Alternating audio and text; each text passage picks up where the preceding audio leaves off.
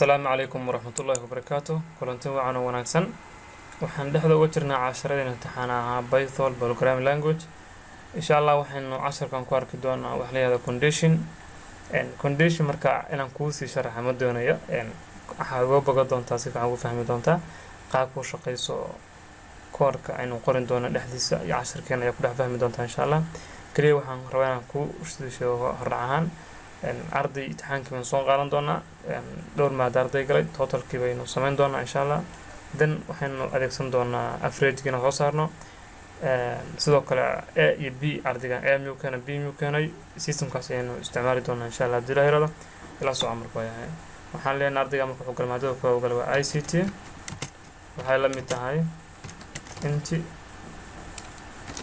input baan ka isticmaali doonaa wax la yiraahdo input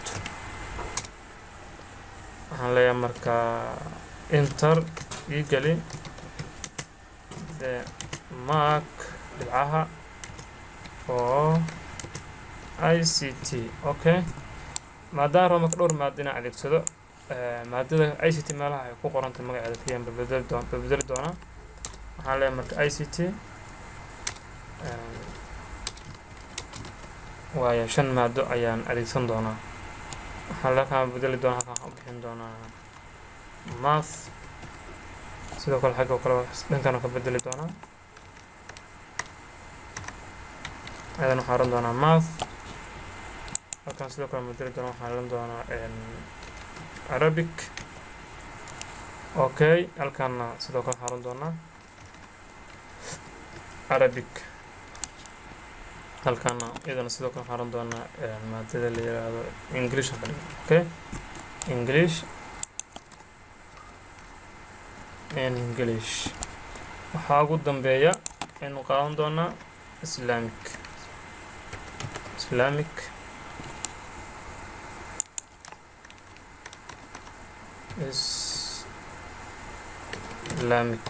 way inta markaan sameeyno maadooyinka sida u soo qorano waxaynu sameyn doonaa inaynu soo saarno totalkooda soo saarno intaana wax kala gaarin totalka ugu horeeyo waxaa leenahay sum waxay la mid tahay ICT oo lagu daray math oo lagu daray maadada la yiraahdo Arabic wow Arabic oo lagu daray English maadada ugu dambaysa waxa waaye English oo lagu daray Islamic inta markaan sida u soo sameeyno waxaan adeegsan doonaa wax la yiraahdo inaan soo saarno soo printing gareyno waxaa marka printing waxaan soo saari doonaa sum isku darka waan soo saari doonaa okay waxaan gareyno marka waxaan soo baxaa halkan waxa ugu horeeya la weydiiyay waxa la enter gali the mark for ICT maadada ugu horeysa oo ICT ah dhibcaheeda gali baa leeyahay okay dhibcaha ICT oo kan ardaygan 9 buu keenay maadada ku xigta waxa weeye waa math gali ayadana ku keenay 9 buu keenay maadada ku xigta waxa weeyaan waa Arabic gali dhibcaha 87 buu keenay maadada ku xigta waa English ayadana English gali 85 buu keenay maadada ugu dambaysa waa Islamic 100 buu keenan leen okay marka wuxuu haystaa 461 ardayga sida ku haystaa marka waxaan sameyn doonaa halkan waa dhibcihi kaliya yaala total baan raacin doonaa insha Allah waxaan leenahay marka total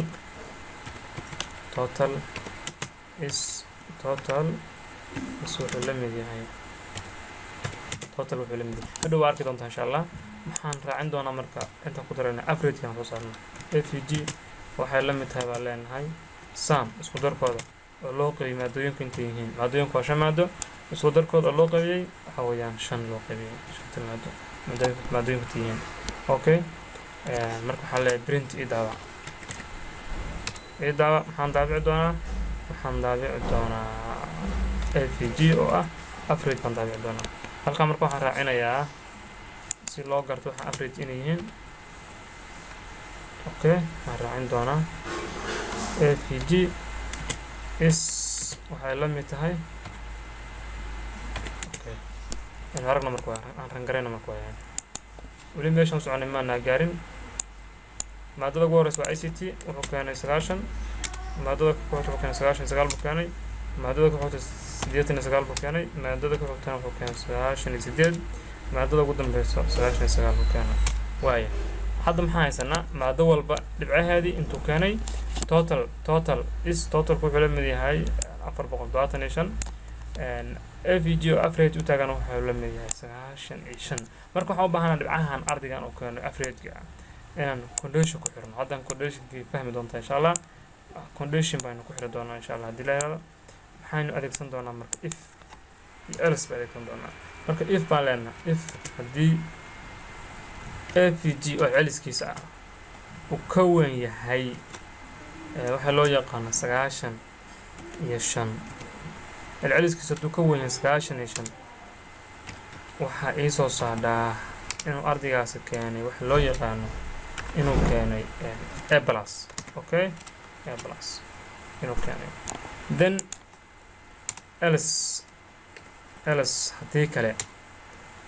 haddii kale printing gareeyo waxaa ii soo saadhaa inuu keenay B+. okay B+. halkan wax kale ma ahan.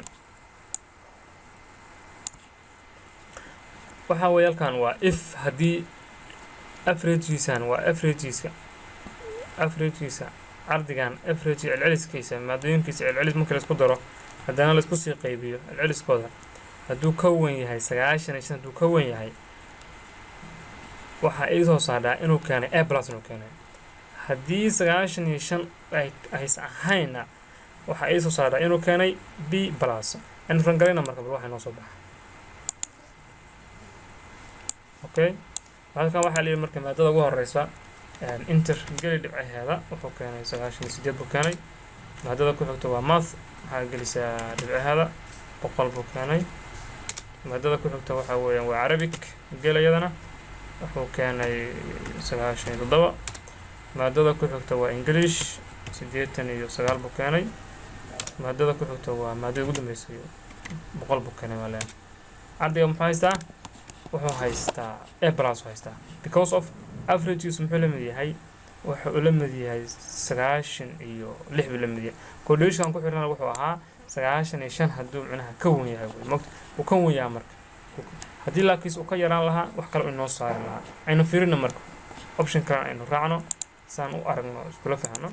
maadadan wuxuu keenay waa leena 50, tan kale wuxuu keenay 80, tan kale wuxuu keenay 90, midda ku xigta wuxuu keenay 94, maadada ugu dambeysana wuxuu keenay 65.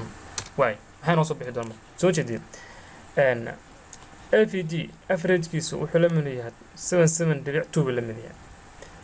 waaya marka maadaama intaas uu la mid yahay wuxuu keenay B+ uu keenay. oo fiir meeshaan halkan fiiri waxaan ku xirnaa haddii averagekiisu ka weyn yahay 95 A+ soo saar haddii kalena B+ soo saar.